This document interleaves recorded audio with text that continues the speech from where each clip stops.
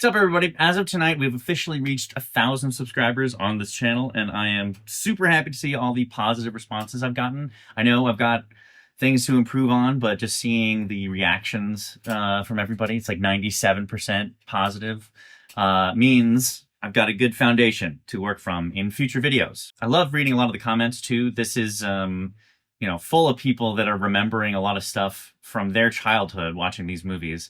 Mindbender X1174 said they, remembered the 85 discovery of the Titanic doing exactly what I surmised, and got everyone excited for underwater stuff. So that's good to hear. I was on the right path with that sort of research. Void Citizen correctly saying that Mike Cameron should have won every award for heroically letting that crab crawl out of his mouth.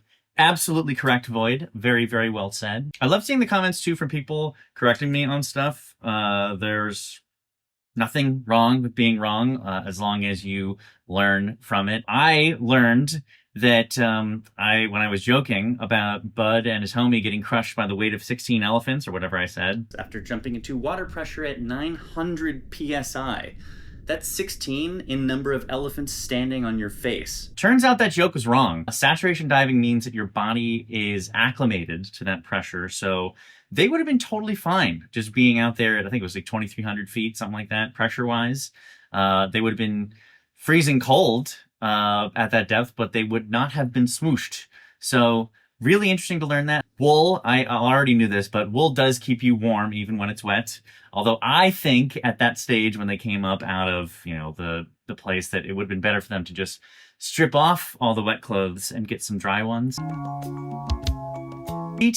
C. Timmerman brought up a cool sister film situation that I hadn't thought about, but had kind of surmised, like, subconsciously in the back of my head. Event Horizon and Sphere being stylistic sister films, which I think makes a lot of sense. Like, obviously, I think one came out in 97, one 98. They're obviously, about different things, but, I mean, look at this. They're just, like, aesthetically, they invite comparison, and, like, they kind of feel similar. I don't know. It'd be interesting to do kind of a deep dive on that. And, hey, some of us are not gonna agree on everything, like Celluloid Therapy 5003 saying, he loves Drop Zone and Terminal Velocity, and he said, quote, both have something that today's films are sorely lacking, and that is the fact that they're both entertaining, no heavy-handed political messaging, and no politically correct bullshot.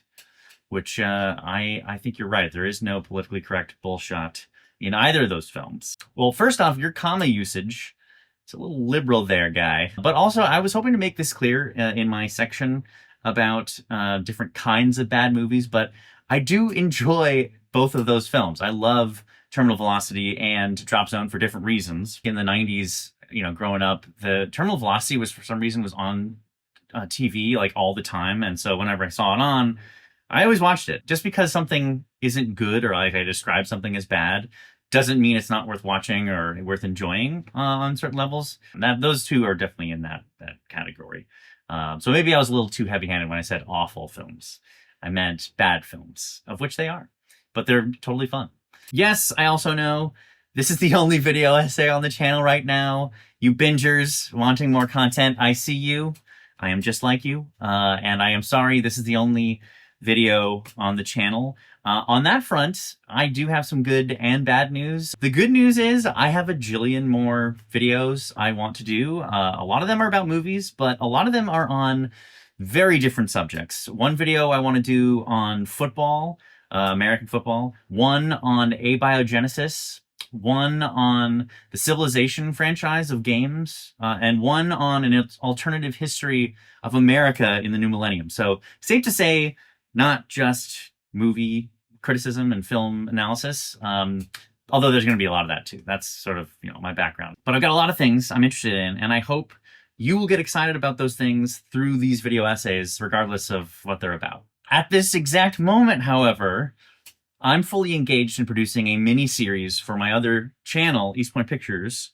I got it funded through Kickstarter earlier this year. It is a third installment exploring competitive Smash Bros. Players. It's called Smash Saga. If you haven't seen it, I'll leave a link to the playlist for all 9 episodes of the first installment of this, called The Smash Brothers. It's on East Point Pictures. It's 4+ hours of content, so If you want to binge something, that's there for you. If you dig that, then you could also watch the sequel to that, Metagame, which came out in 2020. Award-winning sequel, I should say. That's not free on YouTube, but it's not expensive either, so I'll link that in the description of as well. All of this is to say, there's probably not going to be another long-form content piece on this channel until next year, which I'm very sorry about. I want to make all these other videos and stuff, but I also want to, make the thing that I did a successful Kickstarter for. And that's going to take precedence right now because people paid me to do it. I'm sorry for that you'll just have to deal with this being the one channel video on the channel for a while, but not for long.